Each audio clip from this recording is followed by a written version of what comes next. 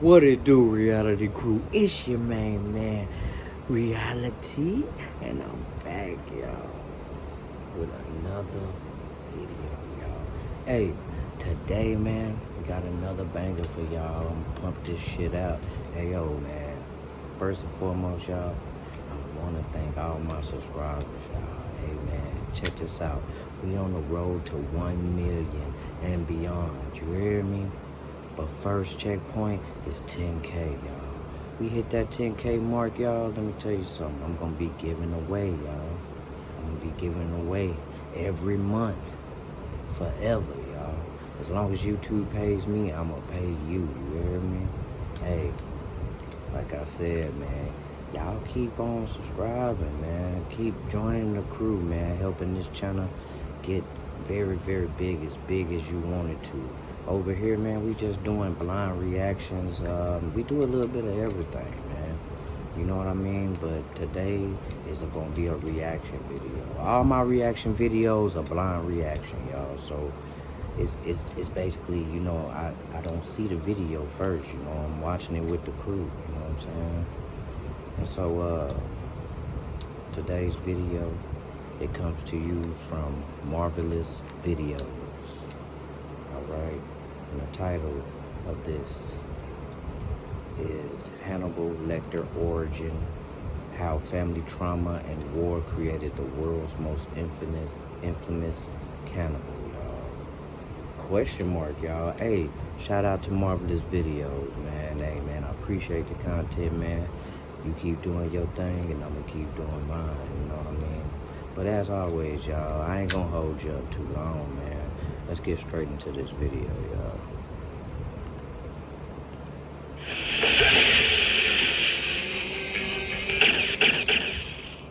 Hey guys, welcome back to the channel. Hold on. Viewer discretion is advised. Hey, let me tell you something. We already starting this slasher video off with some slashing, okay? We got straight into it, y'all. Hey, man, if y'all remember Hannibal Lecter, man, drop it down. Hannibal Lecter, man, drop it down in the comments, man. I remember Clarice, you know, I remember that, man. Like, it's good to see where this guy, you know, came from, where this story came from, man. Because, you know, they often say art imitates life. So, man, this is wild, man. When I first seen this, about this character, man, I was intrigued, man. And also, it's hard to do a sequel, man, to your first movie, man. But I like the sequel to it, man. The sequel was better, almost better than the first one. You know what I'm saying? So yeah, man, let's get back into this. Today's video will be deep diving into the mind of one of the most feared, most terrifying, and most blood-curdling villains of all time, Hannibal Lecter. Growing up in Lithuania, Lecter watched his sister being cooked into a soup by war criminals, following which he turned mute for years. And when he revived, he was fueled by a sense of revenge. Hannibal grew up to be a renowned psychiatrist and established himself as a prominent member of Baltimore's aristocratic society. But he was also moonlighting. Okay, so the psychotic killer is a psychiatrist. Like, man, it seems like it kind of seems like this guy should have been having his own psychiatrist instead of being the one himself, you know. But, you know, it's weird.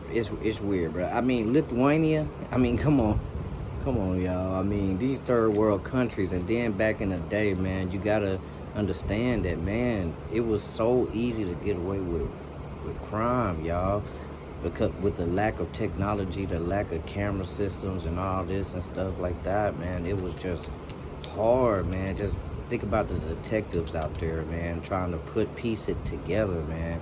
Shit, you probably got some people in jail that ain't probably need to be in jail, man. You know what I mean? That's just crazy, y'all. so to speak. With a superiority complex, love to devour human flesh and organs with fava beans and a nice Chianti. So what turned Hannibal Lecter into such a sophisticated cannibal? Let's find out together in this video. Before we get too deep into things though, we do have a very quick request. If you like our content, please support us by subscribing to the channel. It's a small click for you, but for us, it means a lot. Thank you. Let's begin. You know what you look like to me with your good bag and your cheap shoes? Y'all make sure y'all subscribe too, y'all. The Hannibal Lecter Subscribe franchise, movie and show adaptations. Hannibal Lecter was introduced to the literary world as a cannibalistic serial killer in Thomas Harris's 1981 crime thriller, Red Dragon. Dr. Hannibal Lecter, spelled L-E-C-K-T-O-R, appeared in Flesh and Blood for the first time on screen in the 1986 movie adaptation of the book. The Michael Mann-directed movie, titled Manhunter, had veteran actor Brian Cox playing Hannibal, who was frequently consulted by the brilliant FBI agent Will Graham in order to catch other serial killers. The character of Hannibal Lecter was further explored in Red Dragon's sequel novel, The Silence of the Lambs, which came out in 1988. This, too, was adapted into a movie in 91, courtesy of director Jonathan Demme, and the movie famously marked Anthony Hopkins' first appearance as the flesh-eating murderer. Man, shout out, hey, y'all, shout out to Anthony Hopkins, man. He did a wonderful job, bro. He's a wonderful actor, y'all. And for him to play this type of character, man, it goes into a deep dive. I love when an actor can really take on another persona and really go deep into that, man. Like Jamie Foxx and Ray, y'all. I mean, that was one of the classics, y'all. I mean, I love when they do that, y'all. I love it. You know what I'm saying? And Anthony Hopkins is no different, y'all. Like, he really channeled this cannibal. In training, Clarice Starling piqued Lecter's brains in an attempt to capture another serial killer on the loose. The Silence of the Lambs bagged 5 Academy Awards and to date features on many lists of the greatest movies of all time. We'll elaborate on the storyline a little later, but for now, let's take a look at Hannibal's next appearance. And that would be in 1999, when the character got an entire Thomas Harris book all to himself titled Hannibal. This too would be adapted into a movie in 2001, this time by director Ridley Scott, with Anthony Hopkins reprising his role as the enigmatic killer. This would be followed by another Red Dragon movie adaptation of the same name, starring Anthony Hopkins and helmed by Brett Ratner in 2002. In 2006, Thomas Harris wrote the novel Hannibal Rising, traveling back in time and exploring Lecter's childhood and what turned him into a cannibalistic serial killer. And what partially prompted him to write this book is that Dino De Laurentiis, who owned the rights to the Hannibal Lecter character on screen, wanted to explore Hannibal's origins with or without Harris's help. Harris also ended up writing the screenplay for the 2007 Hannibal Rising movie, which had Gaspar Ulliel in the role of the killer. Now, if you thought these were all the on-screen adaptations that this greatest villain of American cinema had, then hold your horses, because between 2013 and 2015, Mads Mikkelsen featured as Dr. Lecter in the NBC television series Hannibal, which further explored his relationship with Will Graham, the FBI agent who nabbed him, but with a more complicated approach. In the CBS television show Clarice, released in 2021, Hannibal Lecter was simply referenced in association with the FBI agent Clarice from the Silence of the Lambs novel and movie. So that was just a gist of this terrifying villain's terrific legacy. Now we can move on to how this character was born in Thomas Harris's mind. I use PayPal to buy this ticket. I'm paying it off over time. And I get 5% cash back. No fees, no interest. You know what else has no interest? Me. Now I know why your parents are setting up a business. Make the most of your money this holiday. Hey, you could have upgraded. PayPal. Literary creation, Thomas Harris's real-world inspiration and criminal case parallels. So, what really inspired Thomas Harris to create this human-killing, organ-eating forensic psychiatrist of a villain which terrified and mesmerized audiences like never before? Most likely, it was his interaction with a real-life criminal doctor in the 1960s, during his Baylor University. And that's what I was saying in the beginning. You know, art imitates life. Definitely, because I mean, for you to come up with something like that, you know what I mean, it would have been real creative, you know what I mean, but it's unlikely, you know what I'm saying, it's very unlikely, you know, to have those type of details in it. You know, I understand if you was like, okay, it was a cannibal out there and he was just killing bitches and murdering them and eating them, then I would have been like, okay, yeah, he probably made that shit up. But to have so much detail and background into the story, it was, you know, you got to have a strange mind. And that's one thing that I think about a lot, you know, is that I don't have the only mind out here. You know what I'm saying? Everybody has their own mind, so it's not really, you can't really put a cap on that. You simply saying that you can't really tell what somebody else is thinking. You know what I'm saying? Like, and that's what makes us so dangerous, I believe.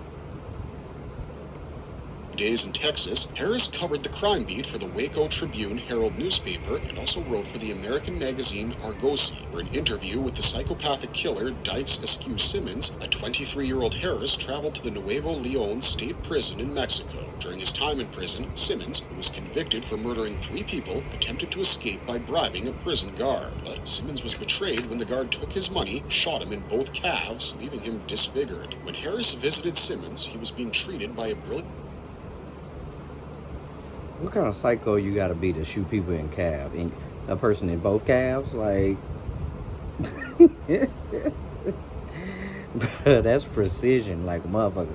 Hold on. You shot him in both of his calves? Sadistic. prison doctor, referred to as Dr. Salazar by the author, to help protect his identity. Harris had an intriguing interview process with Salazar, describing him as a man of elegance and impeccable manners, he was had a lot running to say away, about the y'all. I nature don't- of torment, and had a lot to ask about Simmons' victims. Harris eventually learned from a prison guard that Dr. Salazar was a murderer himself, who had this special talent of parceling his victims into a small gift box. Years later, in the special edition for the 25th anniversary of The Silence of the Lambs, Harris wrote that he imagined Dr. Hannibal Lecter as a close colleague of Dr. Salazar, kind of revealing Dr. Salazar as the inspiration behind this chilling personality. Now, the real-life Hannibal Lecter, or Dr. Salazar, is believed to be the Mexican doctor Alfredo Bali, who belonged to a noble family. Alfredo Bali had in fact killed his colleague and lover, Castillo Rangel, by knocking him unconscious with a chloroform-soaked towel and dragging him to the bathroom to slit open his throat and draining out all the blood before chopping him up. It is believed that this Alfredo Bali is also responsible for several travelers going missing from the Mexican countryside in the 1950s. Bali was apparently the last person ever sentenced to death in Mexico. Interesting to note here that Thomas Harris's Wait a Hannibal Lecter and minute. Alfredo Bali both come from affluent... Who is that? Don't he look familiar, y'all? That, if I'm not mistaken, y'all, that's Ted Bundy. Why is this guy on the screen? Hold on. What are we doing here? Okay, hey. backgrounds have conversational finesse, impeccable manners, sharp acumen. Anyways, Mexico didn't really execute any prisoners at that point in time, so Bali's death sentence got reduced to just 20 years in prison. After his prison time, Bali dedicated his free years to helping the elderly and died in 2009. Interestingly, Bali walked out of prison the same year as Harris published the Red Dragon novel, which featured Hannibal Lecter for the first time. Family trauma and war. The making of Lecter's psyche. Lineage. Now, this brings us to the origin of Hannibal Lecter. as Hence the explained by question mark, character's y'all, creator on the in title. The prequel book, Hannibal Rising, and also in director Peter Weber's 2007 movie adaptation, Lecter was born into a wealthy family in 1993, and he was the son of Count Lecter and Madame Simonetta Sforza. He grew up in the ancient Lecter Castle located in Vilnius, in Lithuania's countryside. He displayed a rare kind of polydactyly, as two of the fingers on his left hand were perfectly replicated. Hannibal had an interesting lineage and was the 8th in his family to bear the name of his forefather Hannibal, as Count Lecter was the descendant of the warlord named Hannibal the Grim, who died in the early 1400s. Hannibal the Grim fought in the Polish-Lithuanian Teutonic War and won in the Battle of Grunwald in... Now listen to these details right here, y'all. This is important. You know what I mean? Because people are not just making... I don't believe people are just making this type of stuff up. You know what I mean? Hannibal Lecter and, you know, it then Hannibal the Great, Hannibal the Grim. You know what I mean? Like, I don't think that's too far off of the original story. You know what I'm saying? I don't think that it's too far off, y'all. You know what I mean? You gotta think. You know what I'm saying? And my spidey senses are tingling, y'all, when he says stuff like that. You know what I'm saying? Like, where's the past coming from? Like, how is this person getting the past? But I'll tell you what, people can do it, but like I said, it's always based off of something. I remember I read a book about a spy, Now, I can't remember this book, y'all. Y'all drop it in the comments if y'all know what book I'm talking about. It was about a spy in like one of these world wars. I think it was like the World War, and it had a spy. This particular spy kind of like went to Germany. It was different spies. It was a female spy that went to Germany, and it was a male spy. And you know, they was talking to the likes of Winston Churchill and Stalin, Joseph Stalin, and stuff like that. So he was talking to these people, and he was a real general, and these spies, you know what I mean? Well, the general that was talking to these Winston Churchill and Joseph Stalin, you know what I mean, he got into a relationship with the female spy, you know what I mean? And I guess they got real acquainted, you know what I mean? And Joseph Stalin and Winston Churchill got some intel that a spy was working in there. Like, they always knew that it was a spy from each side, you know what I'm saying, that was there. They just couldn't figure out who it was, you know what I mean? And then the male spy, he was, you know, he was into a lot. Man, drop it in the comments if you know what book I'm talking about, bro. I forgot what the book was named, but I forgot the specific name. When I get back on, I'm gonna get back to y'all. But you know what I mean. It was derived off a story. Coming back around to my point, you know what I'm saying. Like, it's never too far off an original story. You know what I'm saying. Like, I don't believe somebody has that type of, you know, that type of creativity. You know what I'm saying, to write a whole book, you know, about it. I mean, it would take me years to think of stories like that, you know what I'm saying, and just come put it together, months even, you know what I mean. It would take me months to come up with stories like that, you know what I mean. And then, you know, to double check it and make sure everything was like, it wouldn't even be worth it to me, you know what I mean. I believe, but for me to write a book about somebody else and just change the names of the characters, change the location that they were at, you know what I mean, that's nothing. I can do that, you know what I'm saying, right? That's cool, you know what I mean. I can copy that, but you know, it's just with Hannibal Lecter, man, I think he was actually based off a real person.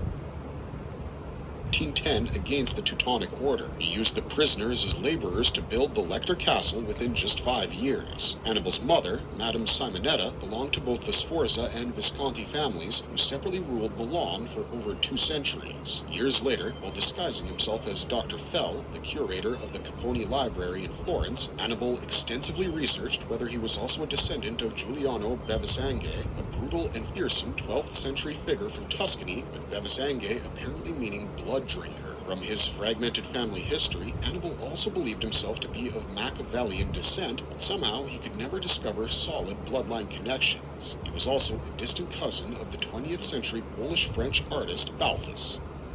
The War. Lecter grew up receiving fine education under the mentorship of his father, Count Lecter. Within a few years, their family grew with the birth of Lecter's baby sister, Misha. But in the winter of 1941, Operation Barbarossa, that is Hitler's invasion of the Soviet Union, turned the Baltic region into a war zone. Nazi military forces infiltrated the Lecter castle, forcing Hannibal and his parents to flee the location with Misha and seek shelter in their old hunting cottage in the forest. They survived for 3 years, eating mostly animals. However, in the winter of 1944, when Soviet soldiers stopped by the cottage asking for water, a tank was spotted by German forces and bombed by a ground attack aircraft, a Nazi Stuka, killing Hannibal's parents, their helpers, and the Tudor, everyone except for Hannibal and Misha. The young Lecters, who survived the bombing, were held captive by the Nazi collaborator Vladis Grutas, who plundered and looted the Lecter Lodge. Now, Grutas was a ruthless Lithuanian war criminal during World War II, which led his men to loot riches and resources across battlefields. The trauma of losing his parents and what happened next is what started shaping Hannibal's criminal psyche as a tormentor and subconsciously fueled his secret urge for cannibalism.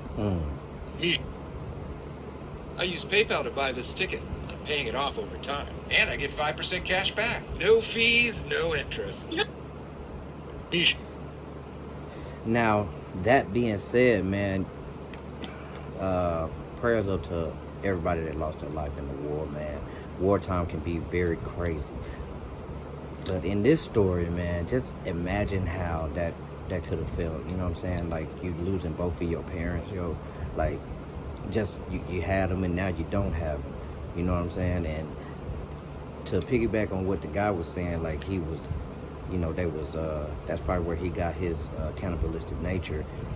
You never know, man. These guys probably fed them in their soups, they parents. You know what I'm saying? Like, that's what I'm picking up, yo. You know what I'm saying? Like,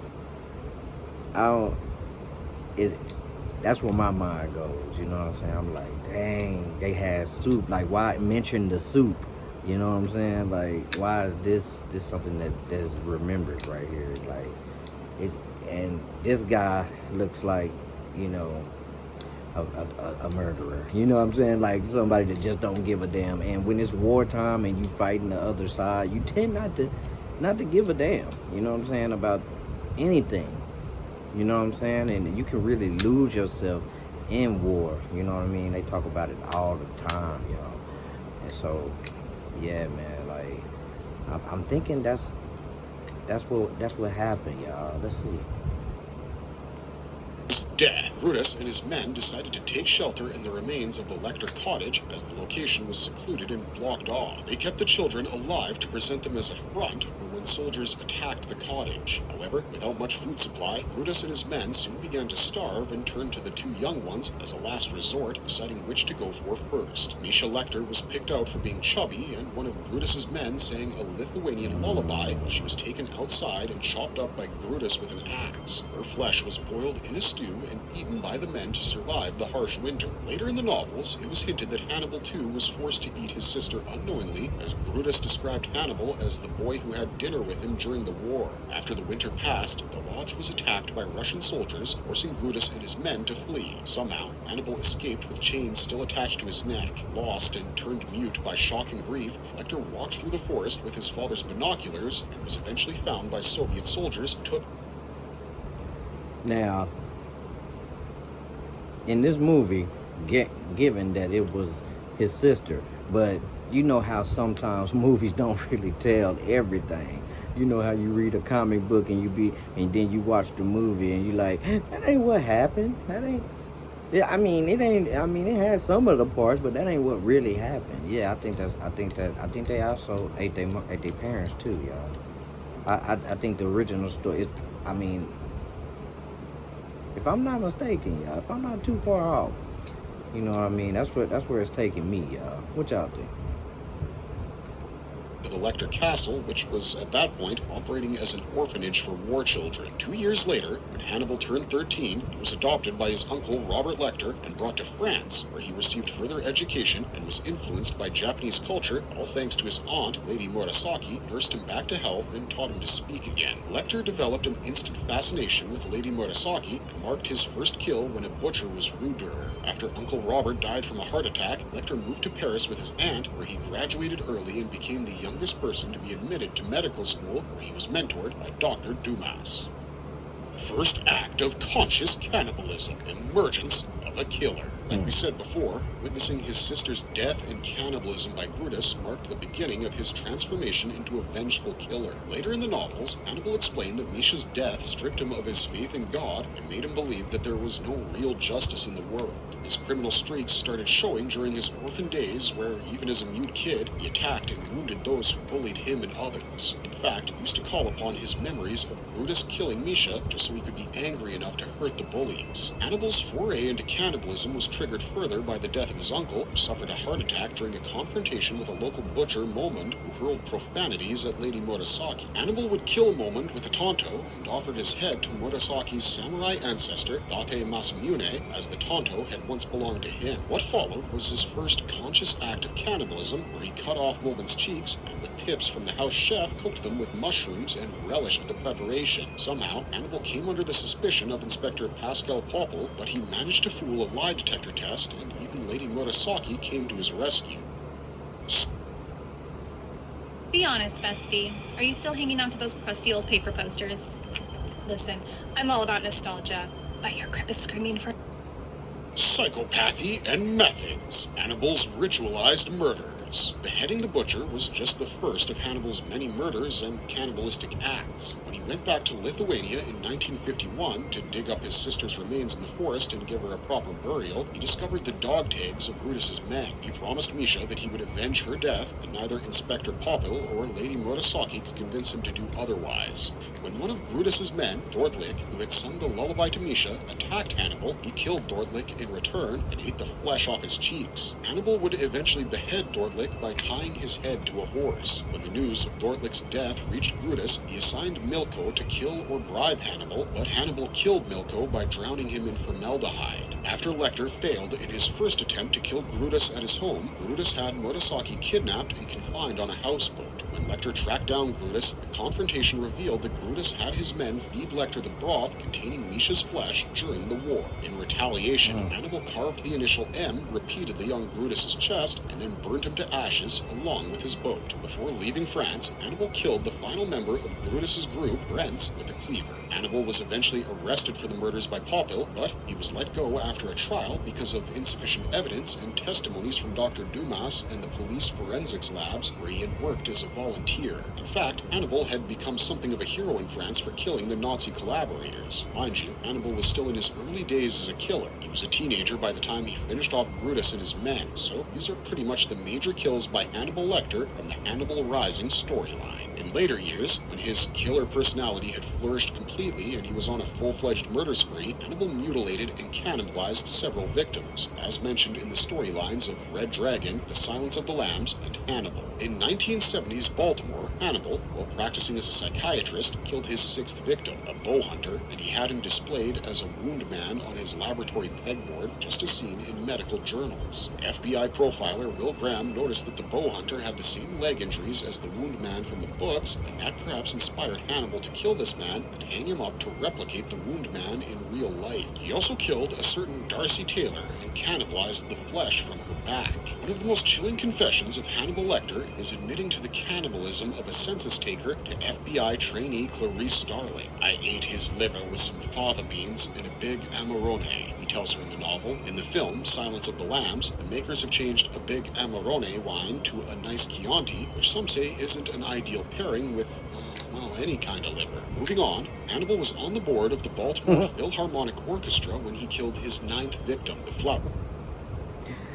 Not that the dish was repulsive, y'all, because of what he ate it with. No, y'all, no. What are we doing?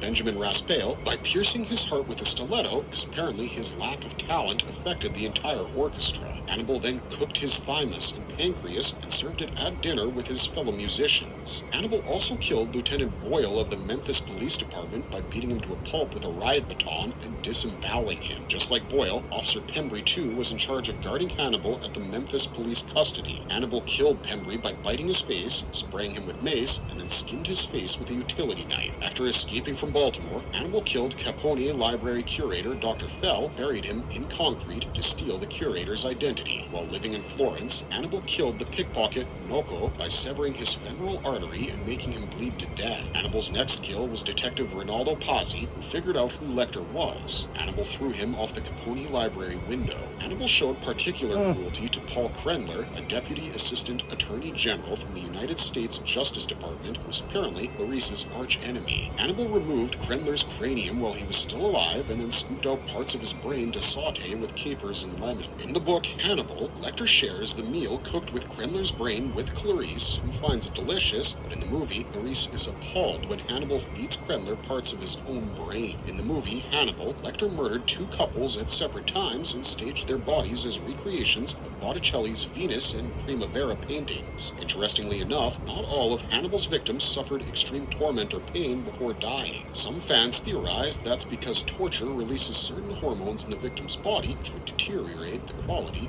of the flesh. I used PayPal to buy this ticket. I'm paying it off over time. And I get 5% cash back. No fees, no interest. You know, Relationships. Will Graham, Clarice Starling, Bedelia du Maurier. Will Graham. Through the course of Thomas Harris's Hannibal novels, Lecter developed some complicated rapport with the likes of FBI agents Will Graham and Clarice Starling, but at different points in time. The Red Dragon movie begins with Will Graham, a brilliant FBI profiler, seeking Dr. Lecter's assistance in catching a cannibalistic serial killer, only to realize it's Dr. Lecter himself. He gets stabbed by Hannibal at his mansion and barely escapes the encounter by stabbing Hannibal back, becoming directly responsible for getting him captured. Hannibal tried to ruin Will again by almost killing his wife and son. Thus, both of Will's close encounters with Hannibal were marked by violence, and the two began sharing a feeling of mutual hatred. However, despite that, Hannibal enjoyed his sharp conversations with Will during his time at the Baltimore State Hospital for the Criminally Insane, when Will sought his help to track down another serial killer, the Tooth Fairy. In the books, after Hannibal's attacks, Will Graham sinks into depression and resorts to alcoholism, refusing visits from his friends and living in isolation in Florida. Lecter, however, continued to resent Will for capturing him and roped in the Tooth Fairy to attack Graham again. In the TV show Hannibal, starring Mads Mikkelsen in the titular role, Hannibal Lecter and Will Graham's complicated relationship was popularly termed as anagram by fans. When Will goes to investigate serial killers in Minnesota, forensic psychiatrist Dr. Lecter begins supervising his mental state. Lecter, who's secretly a serial killer and cannibal himself, is impressed by Will's ability to understand psychopathic killers and how they think and function. As Will's psychiatrist, Lecter tries to manipulate Will and turn him into a killer. Meanwhile, a palpable tension develops between the two, with some critics describing it as an abusive relationship. In an interview ahead of season 2 of the show, creator Brian Fuller said that Hannibal and Will are engaged in a game of seduction. In his words, Hannibal has been working very hard to seduce Will, and now it's up to Will to seduce Hannibal. Again, those are his words.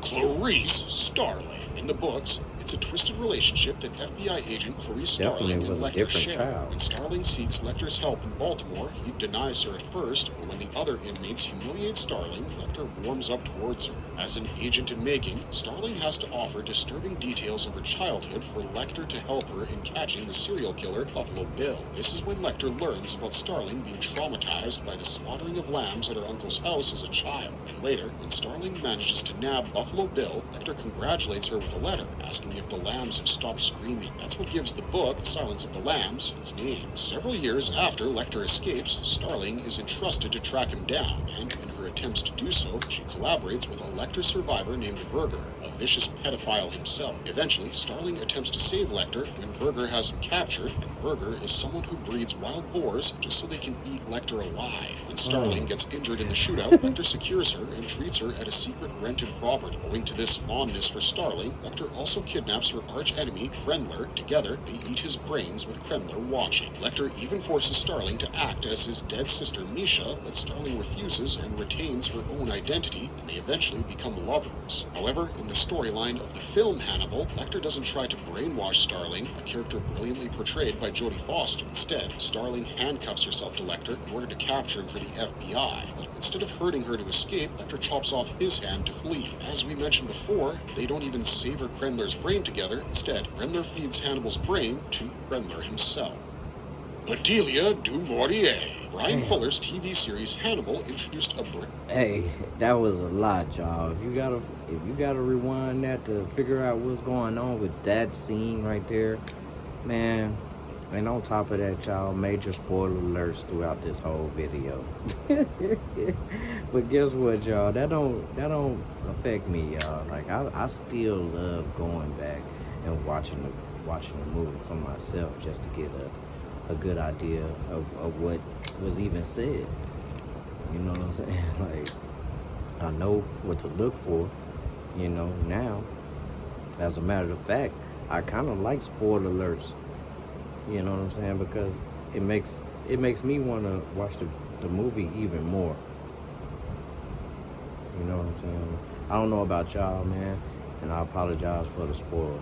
You know what I mean? But Red Dragon, Silence of the Lambs, Hannibal, man, those were 3 good movies, man, that I'm probably gonna have to go back and watch again, man, because I'm very intrigued, man, just from this, and I already done seen the movies. You know what I'm saying?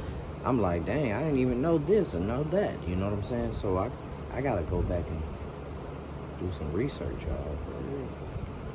new non-book character, Bedelia du Maurier, an enigmatic psychiatrist played by Gillian Anderson. In the TV show, Lecter is an FBI psychiatrist and Bedelia is not only his colleague, but also his therapist. From the beginning, Bedelia suspects that Lecter is behind a human veil and shares only one part of his persona with her. From that last one, man, it was hard to catch on. I feel like he was going very fast with that one. I didn't catch on to who was sleeping with who, and but I did see that one dude was breeding boars to kill Hannibal Lecter and eat them or whatever. But man, y'all go back and rewind it, y'all. I'm telling y'all, man, this guy Marvel's Videos, man, shout out to him, man. He's giving some good insight onto these movies, you know what I mean? When Bedelia retires, it's learned that one of her patients has died during a violent confrontation at her study. Interestingly, this patient, Neil Frank, was sent to her by Hannibal. Later, in the storyline, it's revealed that Hannibal manipulated Bedelia into becoming a killer, and she killed Neil Frank by inserting her forearm down his throat while he was already choking on his tongue. Bedelia, who develops a fondness for Hannibal, tells him that she can no longer be a psychiatrist. She even warns Will Graham to be careful of Hannibal, as Hannibal was his psychiatrist. She tells Hannibal to slow down as the FBI has started to suspect him, which kind of reveals that Bedelia was aware of Hannibal's cannibalistic and murderous nature. She eventually flees with Lecter to settle in Florence as a couple and becomes comfortable with his crimes. But when Graham tracks them down, Hannibal escapes and Bedelia injects herself with psychotropic drugs to give the impression that Hannibal was keeping her drugged all this time. Bedelia goes on to make a living by delivering lectures on Hannibal's psyche, but also constantly living fear of getting killed or worse, eaten by Hannibal. She appears again in the much-talked-about striking finale of Hannibal Season 3. The post-credit scene, she's seen all dressed up for dinner and sitting at a table set for 3 with her severed leg prepared as the entree, kind of like an offering to what appears to be Hannibal. The scene ends with Bedelia picking up the dinner fork and hiding it on her lap. Later, in an interview, showrunner Brian Fuller revealed, without any explanation of when and how, that it was Hannibal who cooked the leg, suggesting the titular character is still alive by the end of Season 3. Yeah. Cold, man. I was under the impression, I don't know how. You know how you watched a video way long ago, you was probably younger and stuff, and then you watch it again, you be like, dang, I did not remember that. You know what I'm saying? That's how it is when we I had the impression that he was gay. Hannibal Lecter was gay because he was taking a bite out of every dude that he see. You know what I mean? Like he was doing a lot of this, a lot of that. But it's in a sick way. It's refreshing to know that he had himself a partner and everything. He was still able to somewhat have a normal life. That's what I mean. If you would call that a normal life.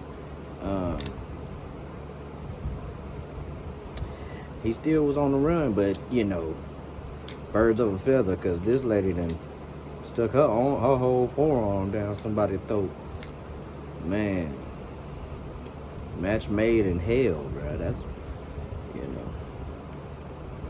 Forensic genius, psychiatry, and the superhuman monster trope. Hannibal Lecter may appear emotionally cold, but beneath that veil lies his most terrifying trait, the ability to smell fear in others and use that to his advantage. From Hannibal's attachment to Clarice, we know that this character is capable of empathy, and again, his love for tormenting others shows his pure evil nature. This contradiction between morality and sadism is what makes Hannibal one of the most interesting villains of all time. Hannibal is also extremely self-aware and refuses to believe that his killer persona was influenced by his traumatic experiences. As he told Clarice once, "Nothing happened to me, Officer Starling. I happened. Can't reduce me to a set of influences." Also, what separates him from other serial killers is that Hannibal never killed for sexual pleasure. In fact, he primarily killed to seek revenge or because he deemed his victims inferior to himself or as an act of service to society. He was obsessed with seeking revenge for his sister's murder and delivered brutal deaths to each of Brutus's men. During his days as a renowned psychiatrist, Hannibal attacked Mason Verger for being a ruthless pedophile, an act seen as a service to society. And then, Hannibal also killed the orchestra member for being an incompetent musician, again, rationalized as a service to society.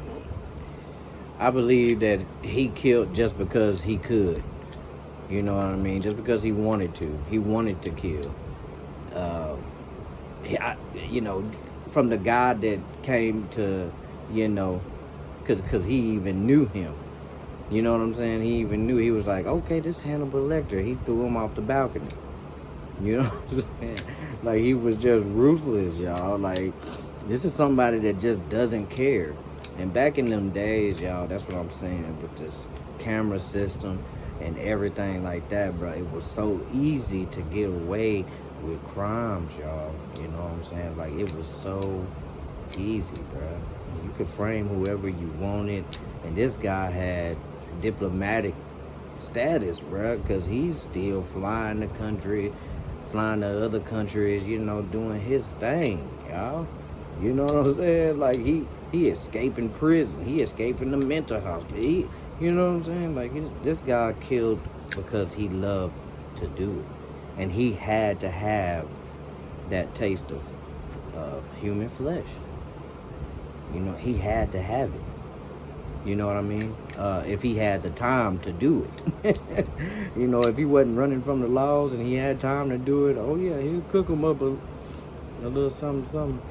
His own superiority complex, also his elaborate and sophisticated preparation of his victim's flesh, would often elevate the otherwise inferior humans to superior forms of culinary art. Hannibal would often arrange his victims' corpses like recreations of famous paintings or historical incidents. And that's because, owing to his knowledge of arts and history, Hannibal would seek satisfaction in delivering poetic justice to his victims' creative ways. Hannibal drugged Mason Verger and forced him to cut the flesh of his face and feed it to the dogs. This very act somewhat mirrors the death of the biblical Jezebel, who was ravished by dogs after being thrown out a window. The bow hunter was hung like a wound man, which seems to depict several battle injuries mirroring Hannibal's childhood trauma. The detective, Rinaldo Pazzi, was found hanging and disemboweled, just like Hannibal's ancestor. It also reflected the death of Judas, whose guts spilled out after he betrayed Jesus. Then again, Hannibal killed the deer hunter following the Nordic ritualistic execution method of blood eagle. As we've already mentioned, Hannibal was a man of manners and was particularly triggered by the rude, describing rudeness as an unspeakably ugly vice. He convinced a fellow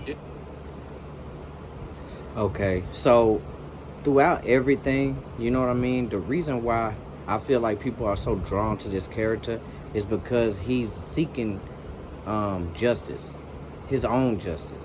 You know what I mean? People that he deemed to be evil or, you know, bad for society or whatever, he always kills them. He always finds a way to kill them, y'all. So with existential casualties along the way, you know what I mean? Extras along the way.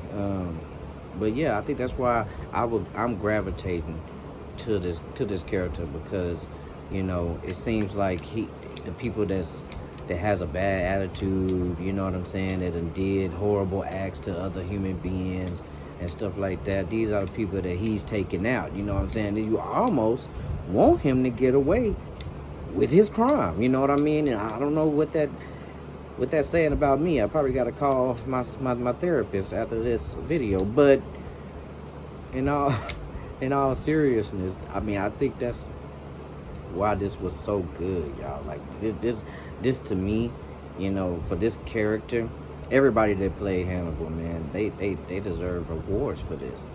You know what I mean? It's hard to channel a killer. You know what I'm saying? It really is. You know what I'm saying? It is. You definitely have to have some experience with that. That's what I believe. You know what I mean? You definitely have to go back and just watch the most gruesome shit you've ever seen in your life. That's the look that I'm getting right now with Anthony Hopkins, y'all. It's like, he done seen some gory shit. He done been on the dark web, and he's like, you know, he got it now. And the producer was like, yes, that's what we need right there.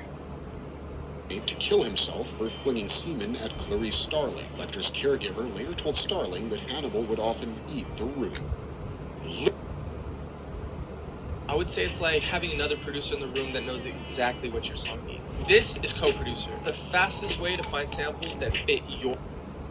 Literary lineage, Gothic horror, and European myth. Hannibal's refined manners, his education, his love for classical music, and fondness for art and gourmet meals makes him a cultivated aristocrat, and brings to mind the likes of Gothic villains like Count Dracula. Just like Hannibal, Dracula's old-world sophistication masked his predatory nature. If we were to talk about folklore, then Hannibal's apparent genteel manners and cannibalistic tendencies brings to mind tales of the ogre. One might say that cannibals like Lecter are modern-day renditions of the folklore man-eaters. Hannibal's magnetic and morally corrupt persona is also reminiscent of characters like Milton's Satan or Lord Byron's own anti-heroes, characters that wow and repulse the audience at the same time. A marvelous verdict. Hannibal Lecter's cultural legacy. Well, by now, it should be amply clear that Hannibal Lecter's murderous legacy extends far beyond Thomas Harris's books. This character, first introduced in 1981, has spawned an entire franchise comprised of movies and shows. He has rightfully become a terrifying pop culture icon through fandom, memes, and media interpretations. When it comes to cannibalistic villains, nothing is more impactful than the chilling image of Anthony Hopkins from The Silence of the Lambs, masked and hissing at FBI agents, and not to mention his catchphrase, Fava Beans and Chianti, which is endlessly quoted by fans in the context of cannibalism. Further, the NBC show introduced Hannibal in a new light, kind of like a romantic anti-hero, through his relationships with Will Graham and Bedelia du Maurier. Thus, Hannibal Lecter continues to remain one of the most terrifying villains of all time, and a fascinating case study for modern cannibalism. Unfortunately, folks, that's all we've got for you today on Hannibal Lecter. Don't forget to let us know what you think of this character in the comments down below, and if you enjoyed this video, don't forget to give us a thumbs up and stay tuned for all the latest pop culture buzz. Thanks for watching, stay safe out there, and have a marvelous day. So yeah, y'all. Y'all let me know what y'all thought about that video, man. I mean, how is and that's my thing, y'all.